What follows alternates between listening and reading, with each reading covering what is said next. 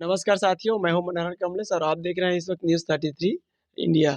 हम छत्तीसगढ़ के नवीन जिला शक्ति के छोटा-सा एक ग्राम है कटारी, वहाँ पर मौजूद है जहाँ से एक गरीब तबके से एसआई बनकर आए हैं आबकारी विभाग में देवनंदन टंडन। उनके यहाँ हम लोग मौजूद हैं, जानते हैं उनके लाइफ़ के बारे में कि उन्होंने कहाँ से कैसे संघर्ष किया और आज इस मुकाम को उन्होंने कैसे हासिल किया।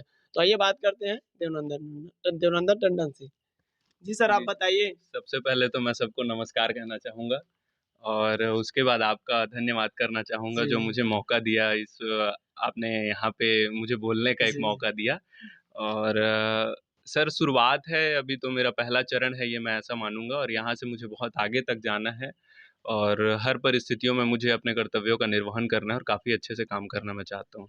शुरुआती तौर पे आपने कहाँ से सोचा कि मेरे को आगे अच्छा इस लाइन पे जाना है, सीजीपीएससी या पीएससी, यूपीएससी फाइट करना है और समाज का सेवा करना है इस टाइप से? जी सर, सबसे पहले तो मैं स्कूल टाइम से ही मेरे एक सर हुआ करते थे राकेश गवेल करके। जी, उन्होंने मुझे पीएससी, यूपीएससी के बारे में पहले बताया था, तो वहाँ से मैं थोड़ा आकर्षित हुआ इसकी ओर और धीरे-धीरे इसके बारे में जानना, समझना मैंने शुरुआत किया और फिर वो रुचि बढ़ता गया और लगातार फिर मैंने सोचा कि ग्रेजुएशन के बाद मैं इसी की तैयारी करूँगा और इसी के क्षेत्र में आगे काम करूँगा। कितने वर्ष से संघर्ष कर रहे हैं आप? लगभग मुझे अब संघर्ष करते 2018 में ग्रेजुएशन पास आउट हुआ था और वहाँ से फिर मैंने शुरुआत किया लगभग 5 18 के साल। बाद लगभग 5 साल हो चुका है तो सर। जैसे कि हम आप देख पा रहे हैं इस वक़्त आपकी घर की आर्थिक स्थिति बहुत ही दयनीय है, क कमज़ोर है।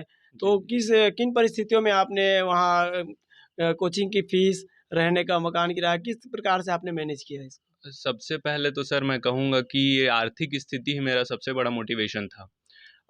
सबसे पहले तो घर की आर्थिक स्थिति खराब लेकिन मेरे माता-पिता और मेरे बड़े भाई ने मिलकर मुझे पढ़ाने के लिए काफ़ी कुछ सहा और मेरे बड़े भैया ने तो अपनी खुद की पढ़ाई को दाँव पे रखकर मुझे आगे पढ़ाया। तो सबसे पहले तो दिल्ली आईएएस से मैंने प्रीलिम्स की तैयारी शुरू की थी क्योंकि उस हुँ। समय ज़्यादा नॉलेज था नहीं इसके जी, बारे जी, में। जी। तो वहाँ से मेरे पिताजी और मेरे भाई ने जैसे-तैसे करके उसके प्रीलिम्स की फ़ीस की अरेंजमेंट की और वहाँ से मैंने जब सारी चीज़ें सीख ली, तो उसके बाद मैंने मेंस वगैरह की कोई कोचिंग नहीं ली है। फिर मेंस की कोचिंग ना लेते हुए मैंने सेल्फ स्टडी का एक सहारा लिया और वहाँ से जितने बुक्स मुझे मिलते गए अपने से जो सीनियर थे, जिनसे मुझे बात करने का मौका मिला और वो सभी ने मेरी इस सफलता में अपना बहुत बड़ा योगदान दिया कौन-सा है। अटेम्प्ट था आपका ये? ये मेरा सर ये तो 5वाँ अटेम्प्ट था मेरा, जिसमें पहला जो अटेम्प्ट था वो मैंने ऐसे ही दे दिया था केवल जानने के लिए। दूसरे अटेम्प्ट में मेरा प्रीलिम नहीं निकला था और उसके बाद तीसरा और चौथा जो अटेम्प्ट था उसमें जी। प्रीलिम्स निकला था, मेंस दिया था, मेंस नहीं क्लियर हो पाया था और ये 5वाँ अटेम्प्ट था जिसमें मैंने पोस्ट लिया है ईएसआई का। अक्सर क्या होता है जब उस पद पर पहुँचते हैं जो सामाजिक सेवा की भावना के लिए जगह है। जी, उस पर पहुँचने पर लोगों को हमने देखा है या सुना है जनता से कि अम, वहाँ से भटक जाते हैं रास्ते से कि उनका मेन मुद्दा क्या है? जी। सोशल वर्क करना जी, रहता है, सर। तो आपका क्या कहना है इसमें? सबसे पहले तो मैं सर कहना चाहूँगा कि प्रशासनिक सेवा से यदि हम जुड़ते हैं तो सबसे पहले तो हम जनता के सेवक हैं जी। और जनता के सेवक होते हुए यदि हम अपना मार्ग भटकते हैं तो वहाँ पे पूरी प्रशासनिक व्यवस्था पे प्रभाव पड़ता है। और मेरा ये मानना है कि मैं जिस फ़ील्ड में अभी काम करने के लिए तैयार हो रहा हूँ, जो जो मुझे फ़ील्ड मिला है, जी। तो उस फ़ील्ड में प्रत्येक गाँव उस चीज़ से प्रभावित है। शराब का जो दिक्कत है शराब को लेकर, तो वो अगर मैं अच्छे से कर नहीं पाता हूँ या मेरे साथ जुड़े हुए लोग सही तरीके से काम नहीं कर पाते हैं, तो वहाँ पे काफ़ी दिक्कतें होंगी और वो मैं काफ़ी अच्छे से प्रयास करूँगा कि हर सिचुएशन को मैं अच्छे से हैंडल कर सकूँ और सारी चीज़ों को अच्छा कर सकूँ। गाँव में अक्सर देखते हैं आजकल ग्रामीण क्षेत्रों में जी। खुले तौर पर शराब बिकता है, तो उन्हें रोकने का आप किस तरह से प्रयास करेंगे? कैसा मोटिवेट करेंगे लोगों को? सबसे पहले तो मैं अभी इस फ़ील्ड में उतना कुछ इसके बारे में जानकारी नहीं है, तो मैं जैसे सीनियर हैं और जैसे मुझे अभी ट्रेनिंग जिस हिसाब से जानकारी दी जाएगी, उस हिसाब से तैयारी शुरू करूँगा सारी चीज़ों को हल करने का और धीरे-धीरे इसमें एडवांस होते हुए कुछ ऐसे तरीके इजाद करने का प्रयास करूँगा जिससे इन चीज़ों को हल किया जा सके और इन समस्याओं से निपटा जा सके। जी, तो देखा किस तरह से अभी देवनंदन टंडन जो एसआई बन के आ रहे हैं आबकारी डिपार्टमेंट में, तो उन्होंने बताया कि किस तरह से वो समाज की सेवा के लिए सेवा भाव से कार्य करते हुए समाज को सुधारने का प्रयास करेंगे। जो कुरीतियाँ फैली हुई है, शराब बहुत बड़ी मुद्दा रहती है।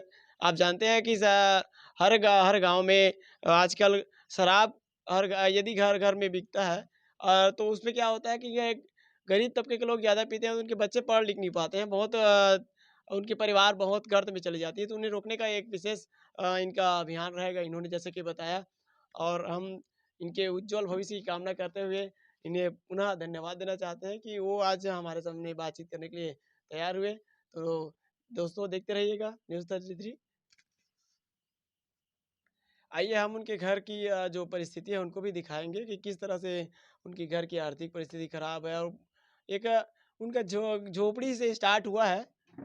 उनका उन मैं बताना चाहूँगा कि हम देवेंद्र के घर की स्थिति को और परिस्थिति को आप देख सकते हैं कि किस तरह से है इनका घर और परिस्थिति। आज बहुत मुश्किल से इन्हें उन्होंने उनके माँ-बाप ने मेहनत करके बनाई थी, और एक झोपड़पट्टी से स्टार्ट होकर आज इतना संघर्ष करके वो आज पहुँच पाए हैं।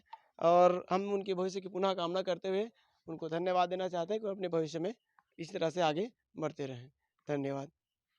साथियों, हमारे साथ उनके माता-पिता भी मौजूद हैं, उनसे भी थोड़ी चर्चा करेंगे, उनसे जानना चाहते हैं कि वो किस तरह से संघर्ष किए। आप बताइए सर कि कितना संघर्ष कर रहे थे आप अपने बच्चे को पढ़ाने के लिए कि मेरा बच्चा आगे प्रमोट हो, अच्छे जगह पर पदस्थ हो? मैं अपन लइका ला पढ़ाए बर बहुत मेहनत करे हूँ, और मेहनत करके लइका ला प्रोग्रेस करे हूँ। और ज़्यादा नहीं बोल सकूँ का बर खुद मोला भावुक हो जात हूँ और दिल गदगद हो जाते हैं। तो देखा तो आपने देखा साथियों, जिस माँ-बाप जो गए गरीब तबके से उठकर अपने